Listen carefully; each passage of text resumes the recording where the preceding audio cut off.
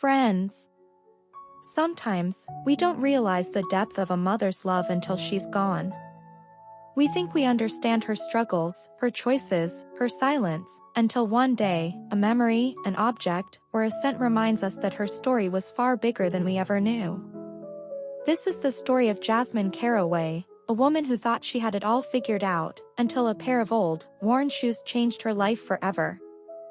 The morning sun spilled through the half-open blinds of Jasmine's apartment in Portsmouth, Virginia, painting streaks of gold across a room still filled with unopened boxes from her mother's estate. She hadn't had the heart to go through them yet. It had been 6 months since her mother, Evelyn Caraway, passed away. But grief, Jasmine found, wasn't something you moved on from, it just lingered quietly, waiting for moments like this. She sat cross-legged on the floor, her laptop open beside her, half listening to a work call. Her life had become a blur of deadlines and ambition, the kind of fast-paced career her mother could only dream of. Evelyn had worked at Narration textile factory for almost 30 years. Same shift. Same lunchbox. Same routine. Jasmine used to roll her eyes whenever her mother mentioned how tired she was. "You should have studied harder," Jasmine would say.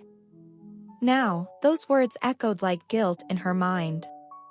When the call ended, Jasmine's gaze fell on one particular box in the corner, a small wooden chest with her mother's handwriting on it. "For Jasmine, when you're ready." Her heart skipped a beat. Slowly, she pulled it toward her and opened the lid. Inside were neatly folded letters, a silver locket, and a pair of scuffed brown shoes. Heavy, creased, and clearly worn down by time. Jasmine ran her fingers along their faded stitching. They smelled faintly of factory dust and laundry soap. She frowned. "Why would Mom leave me these?" Beneath the shoes lay a note, handwritten, short, and simple. "If you want to know me, walk where I've walked." Jasmine blinked, unsure whether to laugh or cry. The words felt like a challenge, a riddle she wasn't sure she wanted to solve. That night, sleep didn't come easy. Her dreams were filled with images of her mother, laughing, tired, silent, then gone. By dawn, Jasmine was wide awake, staring at those shoes again. Something inside her, guilt, curiosity, love, maybe all three, pushed her to act. She searched online for Havenbrook Community Shelter, a place her mother used to talk about. Evelyn had volunteered there once a week, even when she was too tired to stand. Jasmine remembered how she used to complain about her mom missing dinner because of those charity people. Now, she felt ashamed. She picked up the shoes, hesitating. "All right, Mom," she whispered. "Let's see where you walked." As Jasmine slipped her feet into them, the leather groaned softly, like a memory breathing again.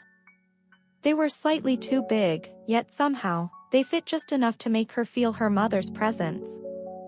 Stepping outside, the early morning chill brushed her face. Her heels clicked awkwardly against the pavement as she began her walk toward the shelter, the same path her mother had taken countless times before. She didn't know it yet, but this was the first step in rediscovering not just who her mother was, but who she herself had become without truly knowing her roots. The morning air carried a damp chill, and Jasmine instantly regretted not wearing her usual sneakers. The shoes, her mother's shoes, were stiff, rough, and unfamiliar. Each step rubbed against her heels, leaving a faint sting, but she refused to take them off. It wasn't just about walking to the shelter anymore. It was about understanding something she'd ignored all her life. The Havenbrook Community Shelter sat on the edge of downtown Portsmouth, a modest building with a cracked sign and peeling paint. Yet the moment Jasmine stepped inside, warmth enveloped her, both from the heaters and the smiles of the people who worked there. "Morning, you must be new," said a woman behind the counter, her name tag reading Nora Blakemore. She had a voice that carried both authority and kindness. I'm Jasmine Caraway, she replied softly. My mom used to volunteer here, Evelyn Caraway. Nora's eyes lit up with recognition. Evelyn?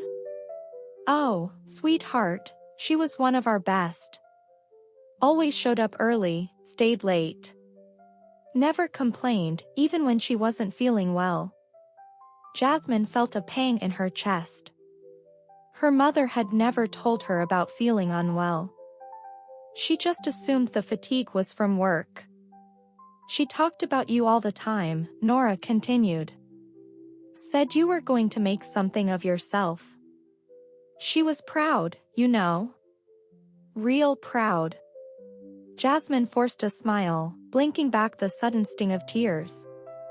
Proud of me, even when I was too busy to visit her. Nora led her to the kitchen, where volunteers were preparing breakfast. Jasmine tied on an apron and joined them, handing out trays, pouring coffee, serving eggs to faces lined with exhaustion and gratitude. For the first time in years, her hands felt useful, not for typing emails or signing contracts, but for giving something real.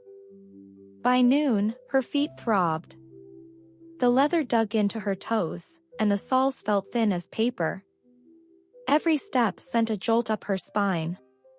When she finally sat down, she noticed a smudge of grease on her sleeve and smiled faintly. Her mother had probably sat in this very chair, resting just like this, shoes worn, hands aching, heart full. As she left the shelter later that day, an elderly man sitting near the door called out, "You Evelyn's girl?" Jasmine paused. "Yes, sir." He smiled, toothless but sincere. "Your mom gave me this coat when winter got bad. Told me to wear it like a hug. Haven't taken it off since." Something broke inside her then, not in pain, but in realization. Her mother hadn't just been a tired factory worker. She had been someone's comfort, someone's warmth, someone's light. That evening, as Jasmine walked home through crowded streets, she began to notice things she'd always ignored: the mothers carrying groceries with one hand and holding their children with the other, the workers waiting for buses with weary faces, the quiet strength in ordinary people. By the time she reached her apartment, her feet were blistered and her back ached. She dropped onto her couch and stared at her mother's shoes.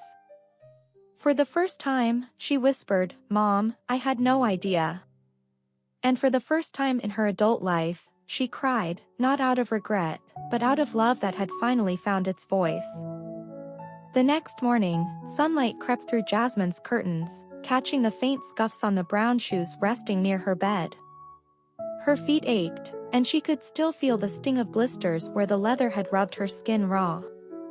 She should have stopped. Any sane person would have. But something about those shoes, their weight, their silence, kept calling her back. It wasn't just guilt anymore. It was a need to know the woman behind every step she'd once overlooked. After a quick breakfast, Jasmine found herself drawn back to the wooden box her mother had left behind. Beneath the shoes lay a bundle of folded letters tied with an old ribbon. The paper was yellowed at the edges, and her mother's handwriting danced across it, soft, looping, and full of warmth. The first letter began simply. "To my Jasmine. If you're reading this, then I'm gone. And that's all right. You were always meant to go further than I did. But before you do, I want you to know the road that carried you there." Jasmine's hands trembled as she read on. Her mother wrote about her early years, how she had dropped out of school at 16 to care for her sick mother, how she had taken the factory job to keep food on the table. She spoke of nights spent sewing Jasmine's clothes by candlelight, saving every penny for Jasmine's education, and pretending not to hear the cruel jokes at work about her calloused hands and tired eyes. But one part made Jasmine pause. "There's something I never told you. Before I had you, I volunteered at Havenbrook not just to help others, but because I needed help myself. There was a time I didn't have a place to stay. The shelter gave me warmth when the world gave me cold shoulders. When I finally stood on my own feet, I promised I'd never forget what it felt like to need a stranger's kindness. Jasmine closed her eyes, tears slipping down her cheeks. Her mother hadn't been helping out of duty.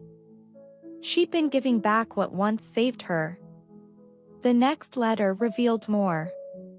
Evelyn had faced more than Jasmine ever knew: layoffs, back pain, debt, loneliness, but she had kept it hidden behind gentle smiles and small jokes.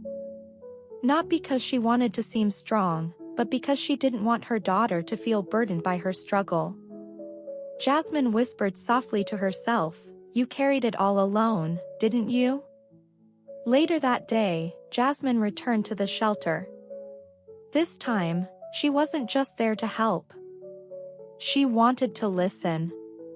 Nora greeted her warmly, noticing the shoes again. "Still wearing them, huh?" she asked. Jasmine smiled faintly. Yeah. "They're heavier than they look." Nora chuckled. "Your mom said the same thing once." That stopped Jasmine in her tracks. "She did?" "Oh, sure," Nora replied. "She told me once those shoes reminded her that even the heaviest burdens can carry you somewhere good if you keep walking." Jasmine didn't answer. She just nodded, her throat tight. That evening, back home, she placed the letters neatly beside the shoes and sat quietly. Her apartment felt different, no longer cold, no longer empty. It was as if her mother's presence filled every quiet space. She realized something then: forgiveness isn't always about others. Sometimes, it's about forgiving yourself, for not understanding sooner, for not saying thank you enough, for not walking beside someone while you still could. Jasmine touched the worn leather of the shoes and whispered, "I think I'm starting to understand your story now, Mom." Outside, rain began to fall gently against the window. And for the first time, Jasmine didn't feel alone. The rain hadn't stopped for 2 days, but Jasmine didn't mind. She found the rhythm of it comforting, the soft tapping against her window, like her mother whispering reminders from somewhere unseen. The letters still sat open on her table, beside the pair of shoes that had now become her silent teachers. Every word she had read stayed with her. The pain, the humility, the sacrifice. But more than that, it was her mother's heart, beating through every sentence, that she couldn't let fade away. That morning, she decided. Her mother's story deserved to be remembered, not just by her, but by everyone whose lives Evelyn had touched. She picked up her phone and called Nora from the shelter. "Nora, I want to do something for my mom. Something that'll remind people who she really was." Nora smiled through the line. "I've been waiting for you to say that." Evelyn always talked about wanting to make the shelter better, paint the walls, fix the roof, start a garden out back. But she never had the time or money. Jasmine's voice softened. "Then let's finish what she started." For the next week, Jasmine dedicated herself to the project.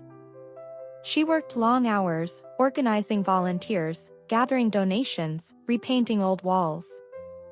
Every night, she went home exhausted, her feet throbbing inside her mother's shoes, but she never once took them off until the day was done. At first, people questioned why a corporate professional like her was doing manual labor in those shabby old shoes. But as the story spread, how those shoes belonged to Evelyn Caraway, the woman who had spent decades helping others, the community began to rally. Volunteers showed up in dozens. Former workers from the factory sent food and supplies. On the day of the memorial, the shelter looked completely transformed. Fresh paint gleamed in soft blue tones, the garden outside bloomed with lilies and marigolds, and a small wooden plaque had been mounted at the entrance. "In loving memory of Evelyn Caraway, a heart that walked miles for others." As people began to gather, Jasmine recognized faces, dozens of them. Men and women her mother had once helped, co-workers from the factory, even a few from the old neighborhood. They came with stories, each one carrying a fragment of Evelyn's kindness. An older woman named Darla Hensley approached Jasmine, clutching a faded photograph. "Your mama used to walk to my house after work just to check on my boys when my husband left. She'd bring them soup and tell them stories till they fell asleep. I never forgot that." Another man, rough and tired looking, said softly, "She once gave me her lunch when I didn't have money to eat. Said she'd already had plenty. But I saw her skip meals for days after." Every word hit Jasmine harder than the last. Her mother's sacrifices had stretched far beyond what she ever imagined. Evelyn had given pieces of herself quietly, expecting nothing in return. When it was Jasmine's turn to speak, she stepped up to the small podium. Her hands trembled, but her voice held steady. "My mother never wore fancy clothes. She never traveled or chased dreams of luxury. But she lived a life full of meaning. These shoes," she lifted them slightly for everyone to see, "carried her through long days, sleepless nights, and countless acts of love that no one ever saw. I thought I understood her, but I was wrong. She wasn't just my mom. She was a force of quiet courage, proof that love doesn't always shout. Sometimes, it just walks." Silence filled the room, broken only by sniffles and soft applause. After the service, as the sun dipped low behind the shelter, Jasmine stood alone by the garden. A breeze rustled the flowers, and for a moment, she swore she could hear her mother's laughter, gentle, familiar, full of warmth. She smiled through her tears. "I hope I made you proud, Mom." The wind whispered through the lilies, bending them gently toward her as if in answer. And as Jasmine looked down at her mother's shoes, she knew she'd never walk the same way again. The next morning dawned clear and golden, the kind of morning that felt like a quiet promise. The memorial had ended the night before, but its echo still lingered in Jasmine's heart. She hadn't slept much. Instead, she sat by the window, holding her mother's shoes in her lap, thinking about everything she'd learned in those few weeks, about love, sacrifice, and what it really meant to walk in someone else's path. She traced her fingers along the scuffed leather, every mark telling a story of hard work, long walks, and countless moments of kindness. These weren't just shoes anymore. They were living memories. They were her mother. That morning, she decided it was time to return to her own life, but this time, differently. At the office, colleagues were surprised to see her walking in again. She'd taken time off for the memorial, and in that short span, something about her had changed. Her once hurried, impatient stride had softened. Her voice was calmer. Her eyes, usually fixed on goals and deadlines, seemed to look deeper now, as if she finally saw the people behind every task. Her assistant, Rowan, noticed immediately. "You okay, Jasmine? You seem different." She smiled. Yeah. "I think I finally understand what matters." Over the next few weeks, she began organizing a small program at work, something her mother would have loved. Every Friday, employees volunteered at local shelters, distributing food and clothes. She named it the Evelyn Walk Project. It became more than just a company initiative, it became a movement of compassion inspired by one woman's quiet legacy. And Jasmine didn't stop there. She visited the factory where her mother once worked, meeting old co-workers who still remembered Evelyn with affection. She listened to their stories, learning things she never knew, how her mother once covered a shift for a pregnant colleague, how she donated part of her overtime pay to a co-worker's medical bills, how she stood up for others when no one else would. Jasmine realized that her mother's greatness had never come from wealth or success, it came from kindness, from courage, from heart. One evening, Jasmine returned to the shelter one last time before the week's end. The garden her mother had once dreamed of was now blooming in full color. Children played near the benches, laughter filling the air. Nora came up beside her, resting a hand on her shoulder. "You've done something beautiful here," she said softly. Jasmine smiled. "She did. I just followed her footsteps." She walked to the edge of the garden and quietly placed her mother's shoes beneath the memorial plaque. For a moment, she just stood there, barefoot on the grass, feeling the earth beneath her toes. "I'll keep walking for you, Mom," she whispered. "But from now on, I'll do it my way, with your strength and your love." A gentle breeze passed through the garden, brushing her hair across her face. She closed her eyes, and in that quiet breath of air, she felt her mother beside her, not as a memory, but as a presence.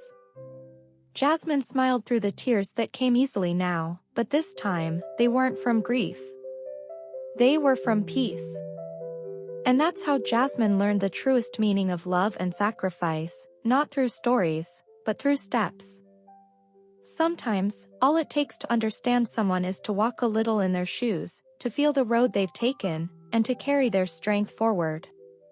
If this story touched your heart, don't forget to like this video, subscribe to the channel, and share your thoughts in the comments below. Have you ever realized something about your parents too late? Tell us your story, we'd love to hear it.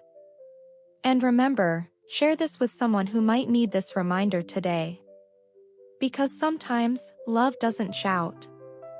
It just walks quietly beside us every single day.